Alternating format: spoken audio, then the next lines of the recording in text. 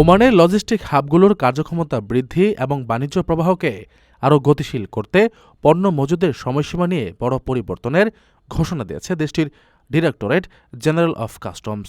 নতুন এই সিদ্ধান্তের ফলে সমুদ্র বন্দর, স্থলবন্দর এবং বিমানবন্দর সংলগ্ন কাস্টমস ইয়ার্ড ও গুদামগুলোতে পণ্য রাখার আগের নির্ধারিত সময়সীমা উল্লেখযোগ্যভাবে কমে আনা হয়েছে। নতুন নিয়ম অনুযায়ী সমুদ্র স্থলপথ দিয়ে আমদানিকৃত পণ্য এখন থেকে সর্বোচ্চ ৯০ দিন কাস্টমস এলাকায় রাখা যাবে, যা আগে ছিল ১৮০ দিন। একইভাবে আকাশপথে আসা বা এয়ারফ্রেট কনসাইনমেন্টের ক্ষেত্রে এই সময়সীমা ৯০ দিন থেকে কমিয়ে ৪৫ দিনে নামিয়ে আনা হয়েছে।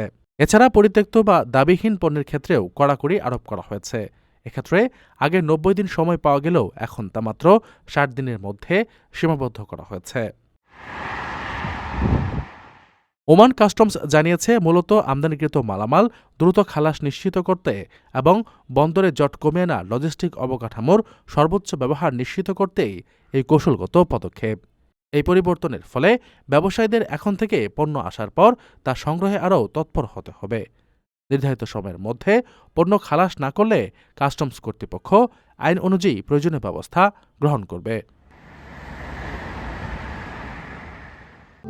প্রবাসীদের জন্য নির্মাণ হচ্ছে দেশের প্রথম স্মার্ট সিটি, যেখানে থাকছে স্কুল, মসজিদ, হাসপাতাল, সুইমিং পুল, হেলিপ্যাড, পাঠাগার, জিম, সুপারমার্কেট, শিশু পার্ক সহ সকল নাগরিক সুবিধা।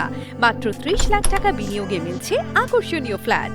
প্লাটিনাম ইনভেস্টরদের জন্য ঢাকা বিমানবন্দরে ভিআইপি প্রোটোকল সুবিধা।